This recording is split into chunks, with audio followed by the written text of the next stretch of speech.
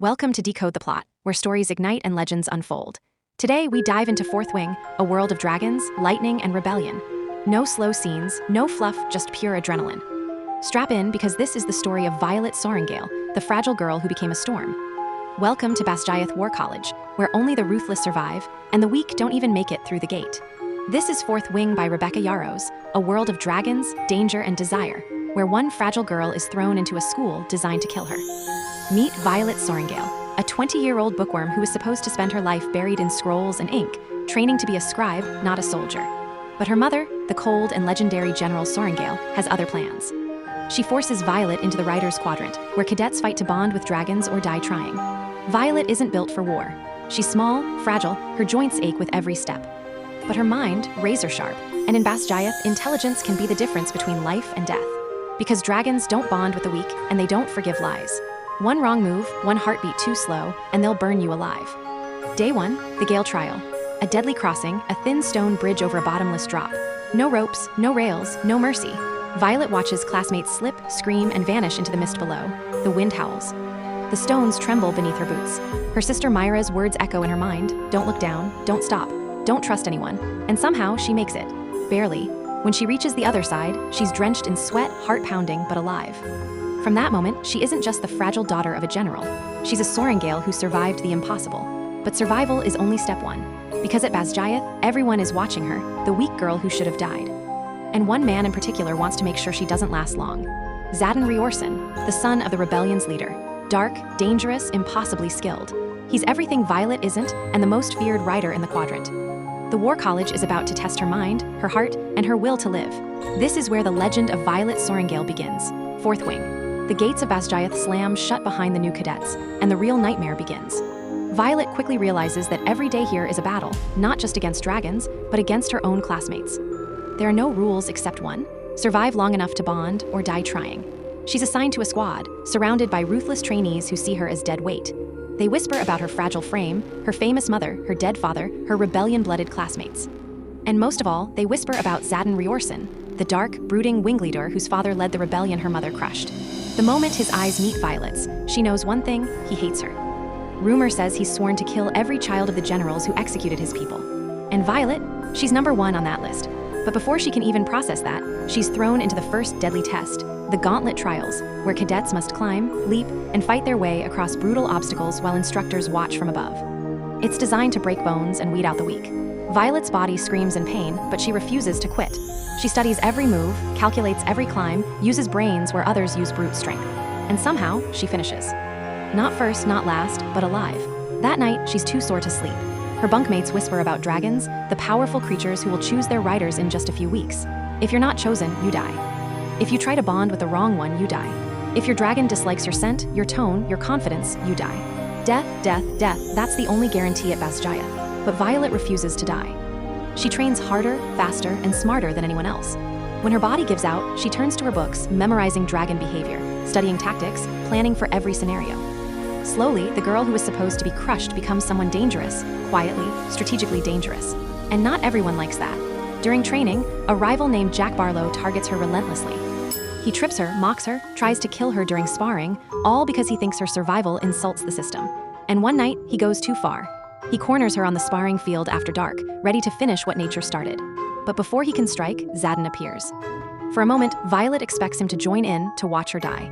Instead, he steps between them. His voice is calm, low, and deadly. He warns Jack that if he ever touches her again, he'll feed him to his dragon, and Jack backs off. That's when Violet realizes something terrifying. Xaden might hate her, but he also respects the rules of the Riders' Quadrant. No one dies unless the dragons decide it. The next morning, their eyes meet across the courtyard. The air between them crackles, hate, curiosity, something dangerous. Violet can't tell what he's thinking, but one thing is clear: Xaden Riorson is watching her, closely. As weeks pass, Violet pushes through more trials, more ambushes, more sleepless nights. The Riders' Quadrant breaks cadets daily, and she watches friends burn, fall, or simply vanish. Every day she survives feels like borrowed time. Then, at last, the Thresher ceremony arrives. This is the moment that defines their fate. Hundreds of cadets walk into the dragon field. Dozens don't come back. The sky fills with dragons, massive, glittering beasts, their scales catching sunlight like living armor.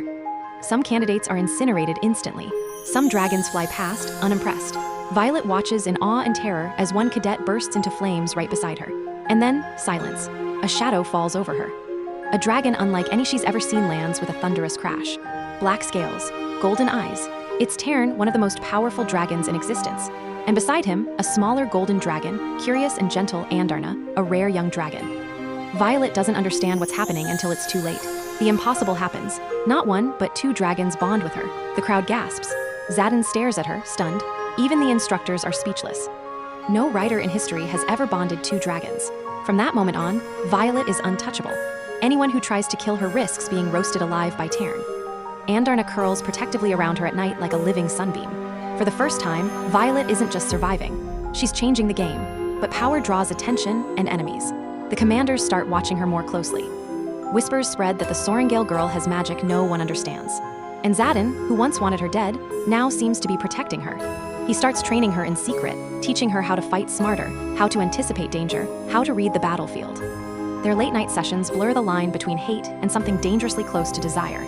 And though Violet doesn't admit it, she's falling for him. The man who swore to destroy her. The man who just might save her instead. Violet's life at Basgiath will never be the same again. Bonded to two dragons, she's now the most talked-about cadet in the entire Riders Quadrant. Tern, fierce, ancient, black as midnight, shares his mind with her, his thoughts like thunder in her skull. And Andarna, small, golden, full of light, whispers gently, reminding Violet of innocence in a place built on death. Her dragons give her power. Real, living, crackling power, lightning itself flows through her veins. She can feel it building, waiting to be unleashed. But she has no idea how to control it. The instructors fear what she's becoming. Her classmates envy and resent her. And Xaden, he watches her like a storm he's trying to predict. Every bond at Basgiath comes with danger. Violet learns that when two dragons bond, their riders are also tied, mentally, emotionally, sometimes even physically. And since Tern is mated to Basgiath, Xaden's dragon, that means Violet and Xaden are now linked. Every time she feels Tern's rage, Xaden feels it too. Every time Xaden pushes his limits, Violet senses it. They're connected, whether they like it or not. Their connection is chaos. During training, their dragons roar at each other across the field, demanding their riders stay close. The tension between Violet and Xaden grows unbearable. Sharp words, dangerous glances, the kind of energy that feels like both a threat and a promise.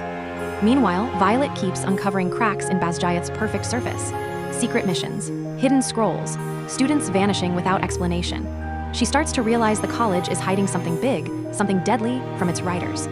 Even her mother, the general, won't tell her the truth. The only person who seems to know more is Xaden. But every time she asks, he shuts down. He warns her that there are things she's not ready to hear, secrets that could get her killed. And yet, she trusts him more than she should. Weeks pass, and the war games begin. Each squad must compete in strategy and combat to prove their worth to the dragons.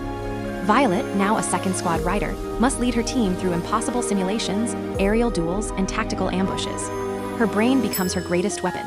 She outthinks stronger riders, uses her lightning when it matters most, and earns grudging respect from her rivals. But survival has a cost. The more powerful she becomes, the more dangerous the missions get. And her body, still fragile, still human, begins to crack under the strain. Her joints ache, her bones bruise.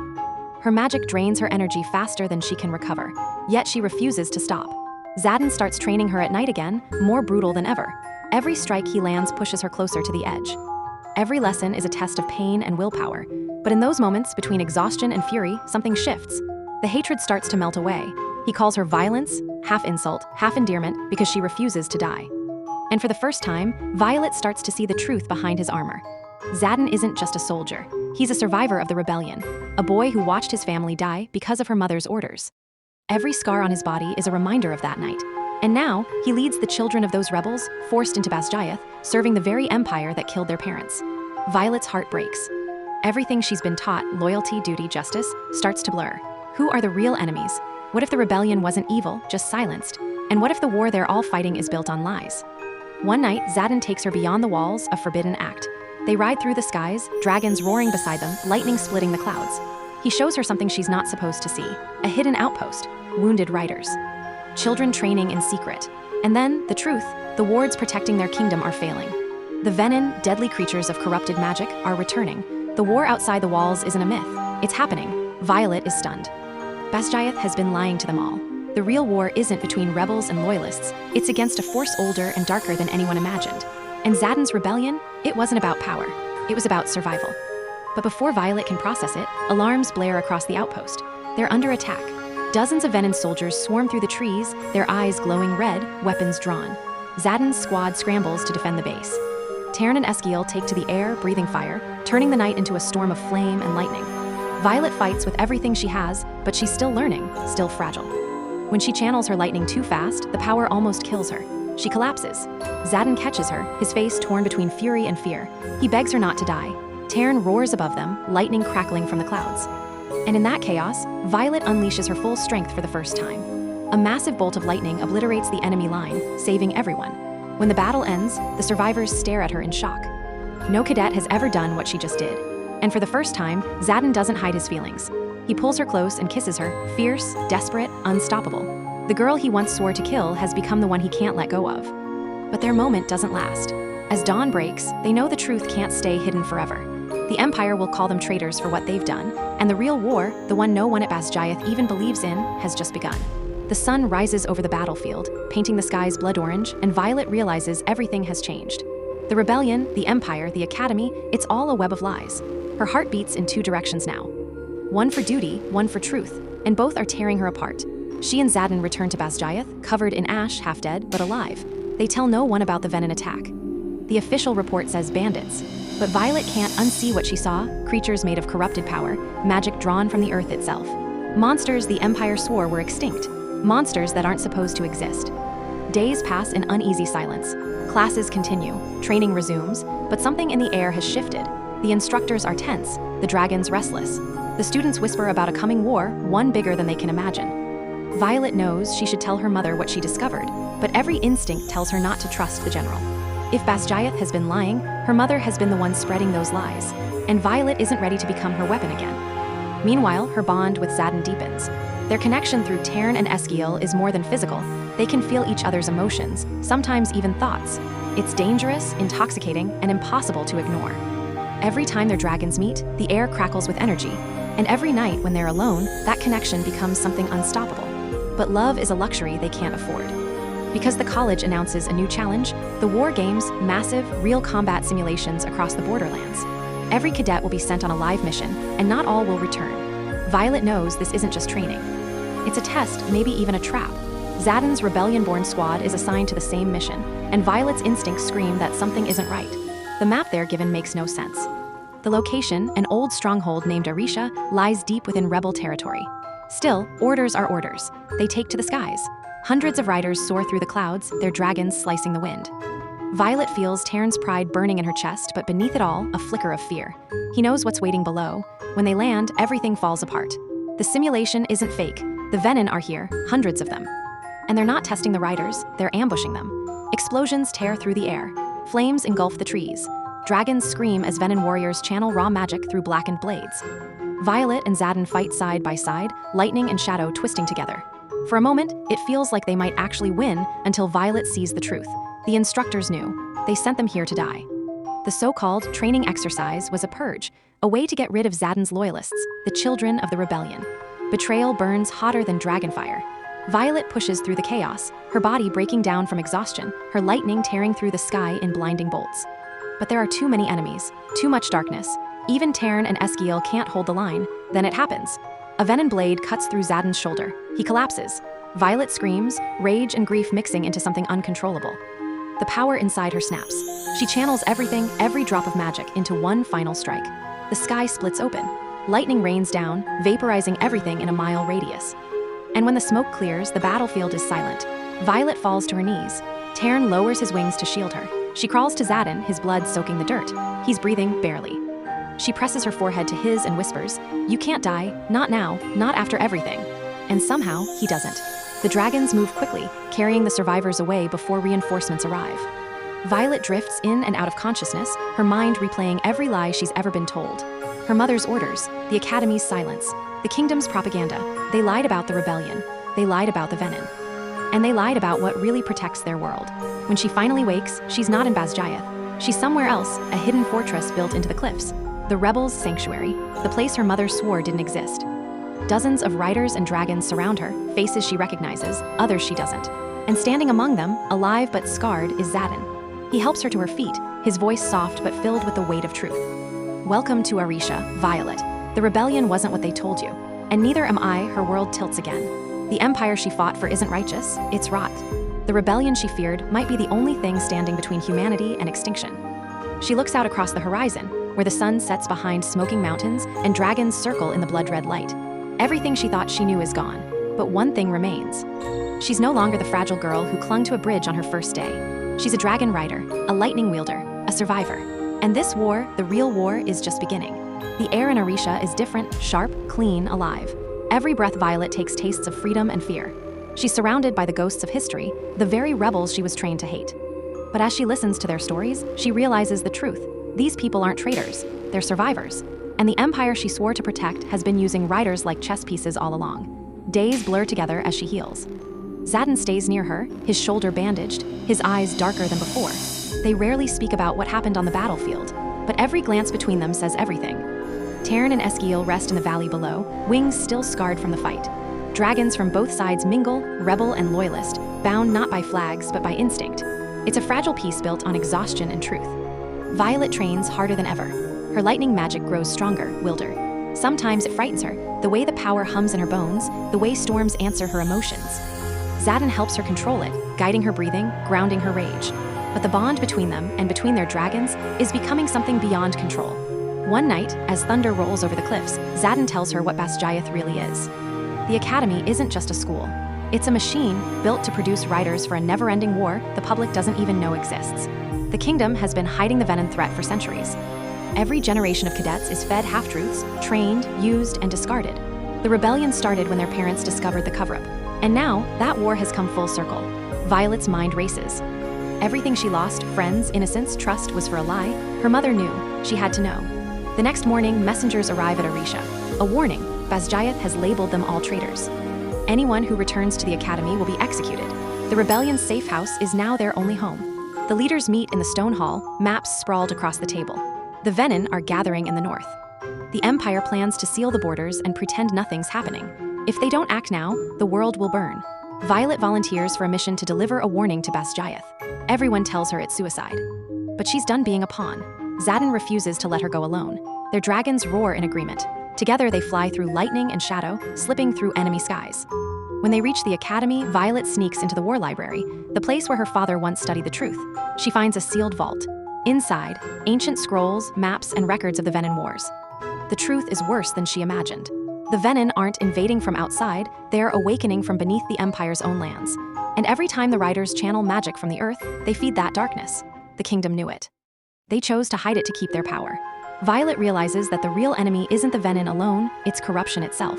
She barely escapes Basgiath with the evidence. Instructors pursue her, dragons circling like hawks.